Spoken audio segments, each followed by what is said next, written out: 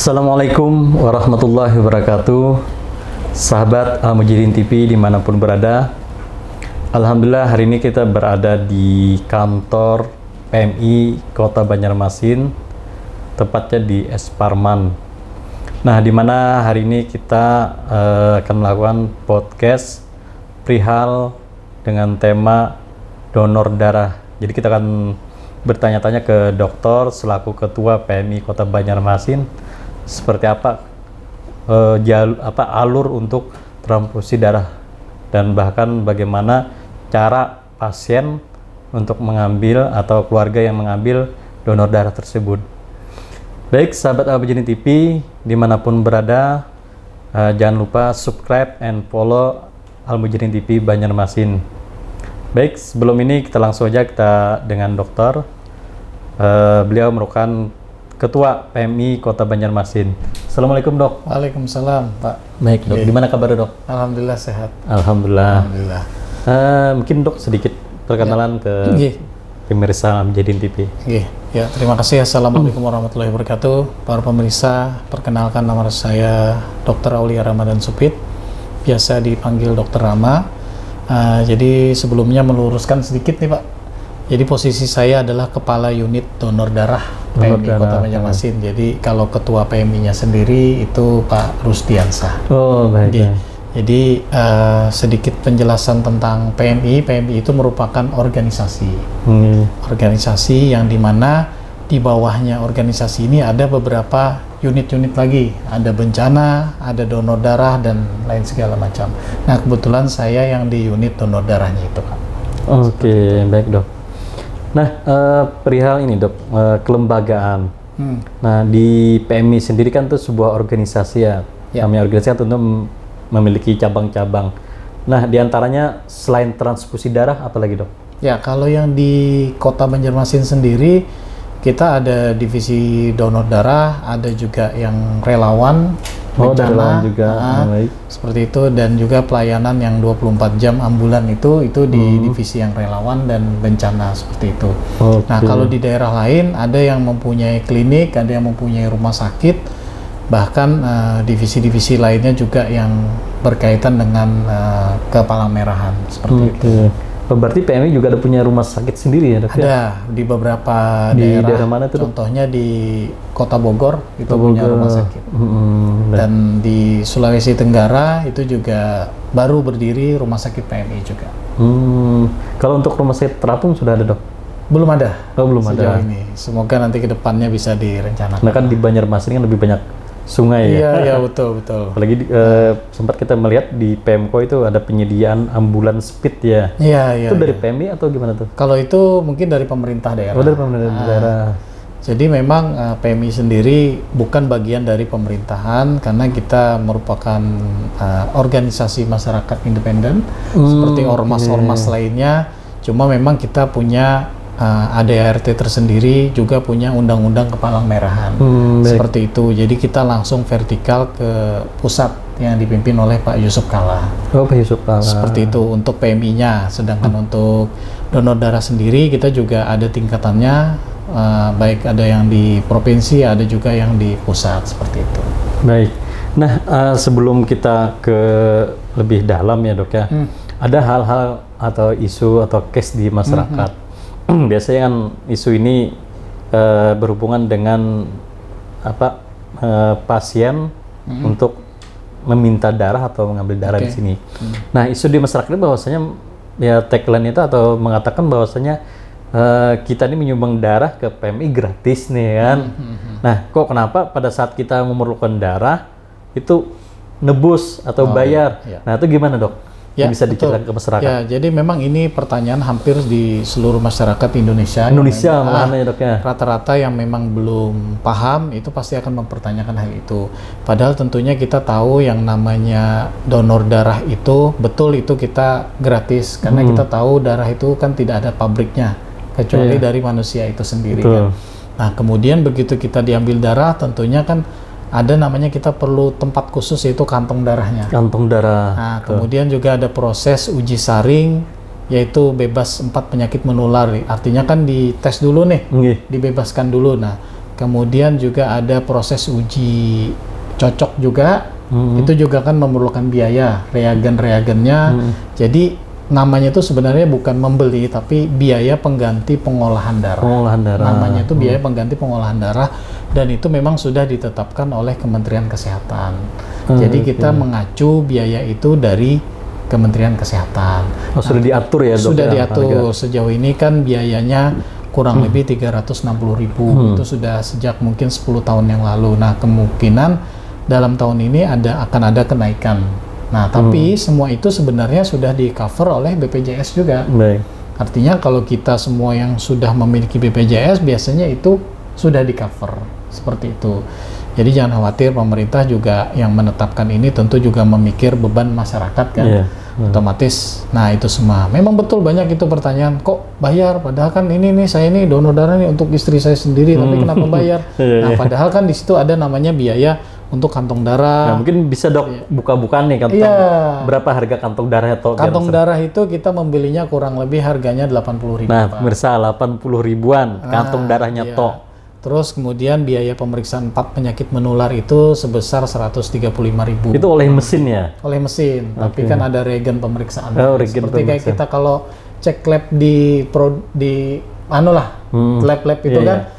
Nah, itu tentunya bayar kan? Betul. Dan cukup lumayan kan? Iya, Seperti itu juga. Sedangkan di PMI begitu masyarakat berdonor, malah dia secara tidak langsung bisa mendapatkan hasil hasil lab yang sehat gitu, bebas 4 penyakit menular tanpa membayar apapun. Nah, di situ juga ada biaya. Kemudian berarti darahnya harus steril ya, Dok ya? Steril, karena kan dimasukkan lagi ke. Nah, itu yang alatnya yang meriksa tadi, reagennya bayar. Betul. Kemudian juga ada namanya uji silang serasi atau uji cross, artinya mencocokkan antara pendonor, sampel darah pendonor dengan sampel darah pasien. Ya, itu harus dicocokkan dulu tuh. Karena kan bisa cocok atau tidak, karena dalam tubuh kita ada banyak sekali antigen antibody. Oh, jadi nggak bisa cocok misalnya nih A, nggak bisa langsung belum tentu, gitu. belum tentu. Okay. Kenapa jadi bisa belum tentu? Karena ini kan orang sakit. Iya. Dalam kondisi tidak normal. Betul. Otomatis ada antigen dan antibody yang bereaksi di dalam tubuhnya si pasien. Nah, itu belum tentu cocok. Kalau sedangkan kita yang sama-sama sehat, misalnya saya diambil darah, Bapak diambil darah, dicocokkan, pasti cocok, Pak. Misalnya kita sama-sama A umpamanya, pasti cocok. Karena kan kita tidak dalam kondisi yang sakit. Ketika kondisi sakit, di situ kan ada namanya reaksi tubuh itu, reaksi di dalam darah juga, antigen, antibody kita ketika misalnya masuk suatu penyakit, antigen kita itu kan bereaksi, antibody kita bereaksi untuk menyerang penyakitnya itu. Nah, di situ yang harus dicocokkan lagi, Pak. Cocok nggak sih? Baik, mencocokkan berarti ya si pendonornya. Iya, mencocok. Jadi kalau cocok ya bisa dilakukan. Kalaupun tidak cocok, apa tetap harus diberikan? Nanti tergantung keputusan dokter yang merawat. Karena apa? Kita butuh darah, tapi ini kondisi tidak cocok, mau tidak mau tetap harus diberikan. Nah, resikonya apa sih kalau seandainya itu tidak cocok? Ya reaksi transfusi namanya, Pak. Reaksi transfusi macam-macam, mulai dari yang ringan sampai yang berat, bahkan sampai meninggal dunia. Nah, tapi sekali lagi dengan kondisi yang pasien umpamanya sudah parah dan memang karena penyakitnya itu yang membuat tidak cocok, mau nggak mau dokter yang merawat harus memutuskan tetap diberikan atau tidak. Kondisinya kan serba salah. Iya, betul. Dia kekurangan darah, HB-nya rendah, sedangkan hampir semua pendonor diujikan itu tidak cocok. Tidak cocok. Mau tidak mau dokter harus memutuskan tetap diberikan, akhirnya diberikan, Pak. Nah, itu biaya-biaya itu kan cukup lumayan, Pak. Misalnya kita sekali uji itu sekitar 35.000, nggak cocok, kita coba lagi dengan yang pendonor yang lain, sampel donor yang lain. 10 kali uji sudah 350. Nah, maka dari itu, Pak, kita harapannya biasanya sih kita untuk menghemat itu, bila sudah 3 kali kita ujikan itu tidak cocok, 3 pendonor, kita langsung konsulkan ke dokter yang merawat, tetap diberikan atau tidak. Karena biasanya kalau sudah 3 kali itu, yang lain pun akan sama, nanti tidak akan cocok. Oh, gitu, Dok ya. Karena reaksinya itu, Pak. Jadi tidak kita ulang untuk menekan biaya juga, Pak. Nah, kemudian namanya kita di unit donor darah ini kan, Pak, tenaga profesional, mulai dari dokter, mulai dari analis, sembarangan ya, Dok, perawat, otomatis itu kan ada salary atau gaji yang harus diterima mereka. Dari mana? Ya dari biaya pengganti tadi juga, Pak. Kemudian biaya listrik yang kita 24 jam harus operasional itu juga dari situ. Nah, pertanyaan sekarang, apakah cukup dengan biaya pengganti yang sekian? sebenarnya kurang, Pak.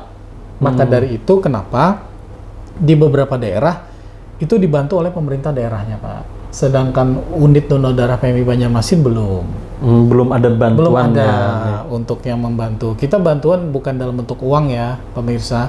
Kita harapannya adalah pembelian kantong darah kah disediakan, setidaknya meringankan. Atau reagen pemeriksaannya itu, ya, Pak, karena manfaatnya ini luar biasa juga ya, Dok, ya, bagi masyarakat tentunya. Betul. Dan bahan-bahan habis pakai, Pak, seperti sarung tangan, alkohol, kapas, kasa, dan segala macam. Itu kan yang habis terpakai, terbuang semua, Pak. Nah, itu yang akhirnya diformulasikan menjadi biaya pengganti itu tadi, Pak, yang 360. Walaupun harapannya kepada pemerintah kota tidak berbentuk uang tapi berbentuk barang. Pak, ya. Kita memang tidak menerima uang, tapi barang yang kita harapkan. Belum lagi, Pak, kita juga harus ada standarnya, misalnya darah itu harus disimpan di kulkas yang khusus, tidak seperti kulkas biasa di rumah. Betul, atau showcase yang biasa untuk orang jualan. Itu tidak bisa. Tapi terpaksanya kita harus menggunakan itu dulu karena ketidakmampuan untuk membeli itu dulu. Nah, disinilah sebenarnya peran dari pemerintah daerah, karena untuk menjaga kualitas darah itu, Pak, itu sangat penting. Karena apa? Begitu kita contoh kelolosan umpamanya penyakit HIV itu menularkan ke pasien dan bisa menularkan ke yang lain-lain. Kan yang dirugikan juga masyarakat. Itu. Jadi ya harapan kami di sini pemerintah bisa membantu itu. Bantuan pemerintah bukan hanya dalam bentuk barang itu sendiri, dalam bentuk misalnya personel atau pegawai pun kita akan sangat terima, Pak. Misalnya kayak perawat, analis lab, ya kan? Artinya pemerintah kota menempatkan dengan SK yang memang sesuai di sini, artinya kan dia bekerja di sini yang menggaji tapi pemerintah. Betul. Itu juga sangat membantu. Nah, di beberapa daerah ada yang seperti itu, ada yang membantu barangnya, ada juga yang ini, Pak, istilahnya sistem subsidi juga ada. Contoh kayak di Kabupaten Tangerang kalau tidak salah, itu bupatinya menggratiskan orang yang berKTP Kabupaten Tangerang untuk memerlukan darah. Artinya pemerintah yang mengganti semua biaya. Nah, jadi kan gratis. Nah, itu juga bisa. Jadi tergantung pemerintah daerah. Cuma dengan isu yang ini sebentar lagi akan ada kenaikan, kemungkinan itu akan membantu kami juga, Pak. Walaupun tanpa bantuan pemerintah, itu juga bisa membantu lah untuk operasional ini. Jadi masyarakat ini yang perlu dipahami, kenapa kadang-kadang kita loh ini donor gratis, kok kita perlu darah bayar. Nah, itu biaya pengganti itu, karena sekali lagi PMI bukan milik pemerintah, bukan ada subsidi dari pemerintah, bahkan bukan di bawah naungan pemerintah bukan, juga. Betul, tapi istilahnya partner lah. Partner, mitra. Nah, makanya kita juga kadang-kadang memohon bantuan langsung dari Kemenkes, Pak. Sekali lagi bantuan pun bukan dalam bentuk uang kalau kita di sini, Pak. Itu dalam bentuk barang, seperti itu. Nah ini sahabat dimanapun berada, kita sudah mengetahui bagaimana edukasi untuk donor darah. Artinya isu ataupun pandangan negatif di masyarakat bahwasanya kok kenapa darah itu berbayar, ya seperti tadi. Jadi segala sesuatu operasional membutuhkan biaya, dan bahkan PMI mengharapkan daripada tebusan atau pengganti bahan-bahan untuk pengolahan darah tadi, walaupun secara darahnya itu gratis karena tentunya kan tidak ada instruksi yang bisa menciptakan darah. Nah, Dok, di masyarakat lagi juga ada yang beredar nih bahwasanya kan di dalam donor darah ini kan tidak sembarang mencocokkan ya, Dok ya. Betul. Ada orang secara ininya cocok, tapi pada saat masuk ke dalam tubuhnya kadang ada yang bengkak nah itu gimana, Dok? Ya, jadi kalau yang terjadi seperti itu namanya reaksi akibat dari transfusi darah. Nah, kalau di kita sebenarnya bukan ranah kita untuk ke arah sana, itu sudah ke ranah dokter yang merawat. Tapi setidaknya saya memberikan gambaran saja. Ada artinya apa gini, di darah tadi? Ya itu tadi yang saya bilang, pasien ini kan dia sedang dalam kondisi tidak normal. Otomatis apa yang terjadi di dalam tubuh, baik itu darah dan segala macam, itu kan beda dengan orang yang normal. Makanya kenapa ada proses namanya kita uji cocok silang serasi. Begitu kita sudah cocok nih, cocok sudah diberikan, tetap terjadi reaksi bengkak atau segala macam, itu kemungkinan penyebab lain, bukan dari reaksi dari darah. Apa itu semacam alergi kan dok? Atau? Bisa seperti itu, tapi kalau misalnya reaksi-reaksi alergi dan reaksi demam atau kejang-kejang dan segala macam, kalau kita sudah ada hasil yang menyatakan cocok, bukan incompatible, artinya kompatibel, itu harusnya tidak terjadi, Pak. Tapi kenapa masih terjadi? Nah, itu faktornya bisa jadi pada saat memberikannya, karena kan ada proses Pak, pre-transfusi, post-transfusi. Sebelum ditransfusi darah itu, ada dulu kita harus memberikan apa dulu ke pasien. Betul. Kemudian setelahnya juga harus ada SOP-nya lah, dok. Betul, tetesan darahnya juga itu juga berpengaruh. Kemudian juga jangka atau jarak antara pemberian satu kantong ke kantong berikutnya itu juga harus diperkirakan, Pak. Nah, bisa jadi karena proses di situnya, Pak, terjadi itu. Tapi kalau seandainya memang seperti saya bilang tadi, sudah diuji cocok kemana-mana tetap tidak cocok, terus kemudian dokter yang merawat tetap masih memberikan, nah itu ya jelas memang karena proses transfusi, proses dari tidak kecocokan darah tadi, Pak. Baik. Gitu. Nah, dok, di dalam transfusi darah nih juga saya lihat waktu di lab, tidak hanya golongan A, B plus dan sebagainya, tapi ada juga yang lain ya dok, seperti apa dok? Misalnya ada yang warna abu-abu apa gitu? Jadi itu namanya komponen darah, Pak. Komponen darah. Darah yang kita ambil kan berwarna darah tetap merah nih ya? Iya, merah. Nah, itu whole blood namanya, keseluruhan komponen masih utuh. Nah, kadang-kadang beberapa pasien itu, kalau zaman dulu kan Pak, kita langsung berikan itu aja. Iya, betul. Nah, kalau sekarang itu Pak, kemajuan teknologi, apa sih yang memang diperlukan si pasien ini dulu? Sel darah merahnya aja kah? Atau istilah kita di sini PRC? Atau trombositnya kah? Karena kan dilihat dari hasil pemeriksaan darah, oh ini HB-nya kurang sekian. Ini trombositnya yang turun nih. Nah, kalau dulu kan mungkin langsung semua itu aja. Sekarang tidak, Pak.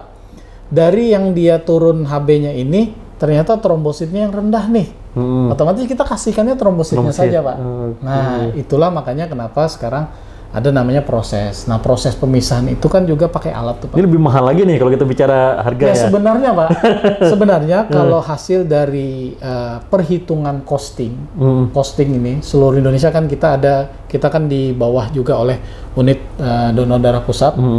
Itu perhitungan costingnya itu sudah di angka sebenarnya 700.000 Pak per kantong. Per kantong. Nah, kita nih sebenarnya di Indonesia nih sudah murah, Pak. Karena kalau di daerah lain kayak di Jepang itu mungkin dirupiahkan sudah sampai 1.500.000 Pak. Karena dia pemeriksaannya lebih lengkap.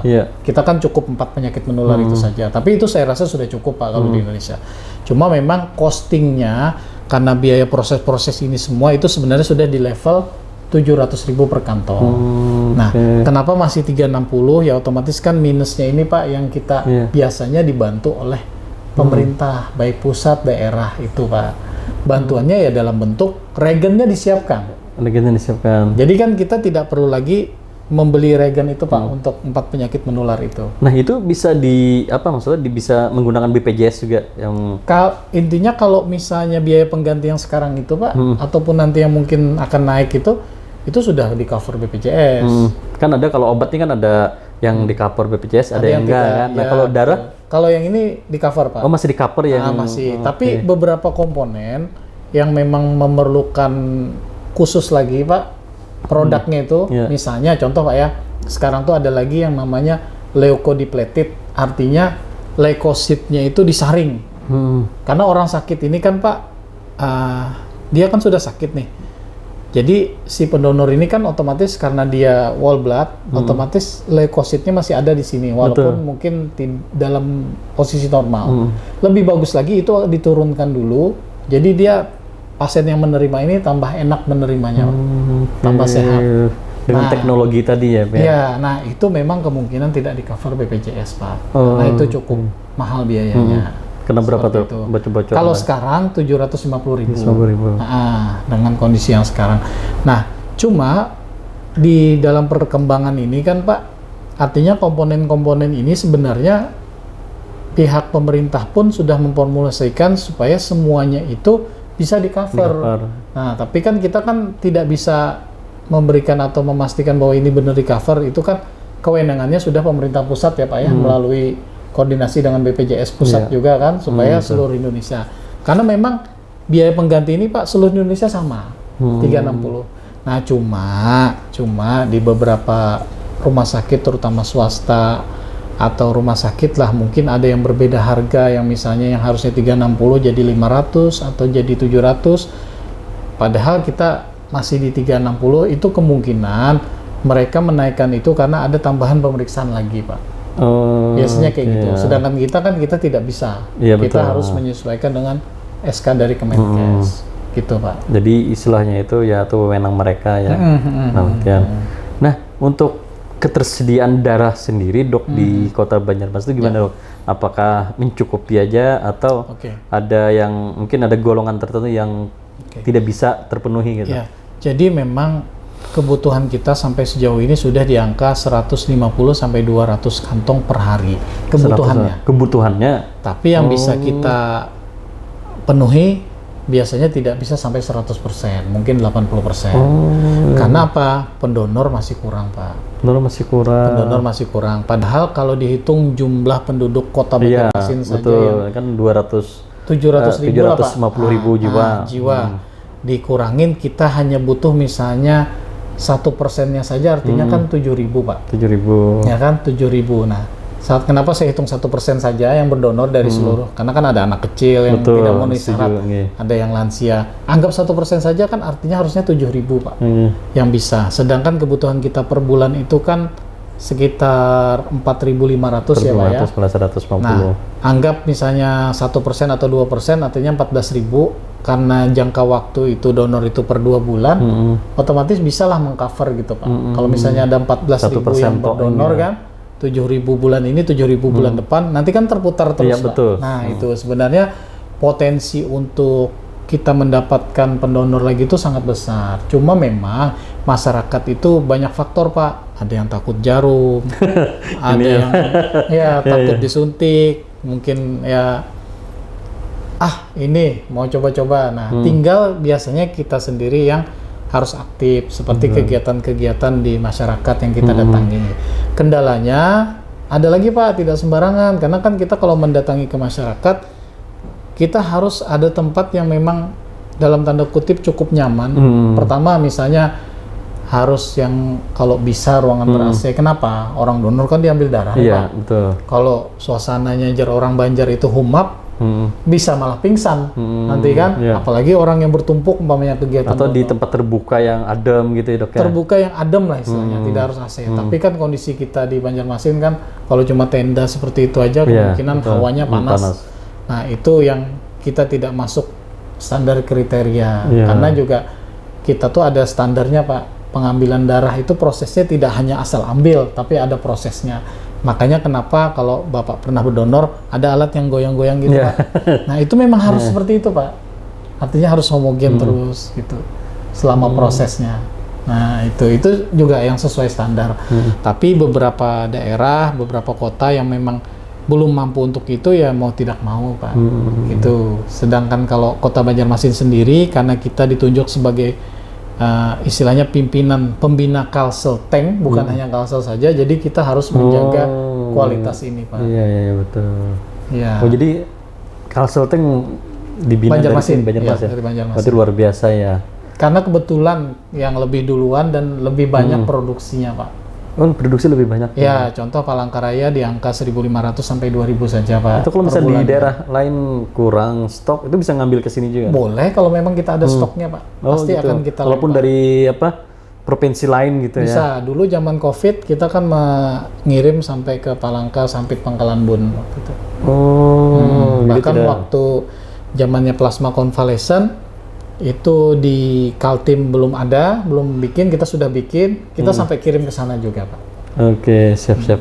Nah dok, terakhir pesan-pesan ke masyarakat tentunya kan yang berhubungan dengan bagaimana untuk memotivasi masyarakatnya untuk donor darah, bahwasanya kan ketakutan, paranoidnya kan itu dok. Ya betul. Silakan dok. Jadi masyarakat pemirsa Mujahidin TV, harapan saya satu saja.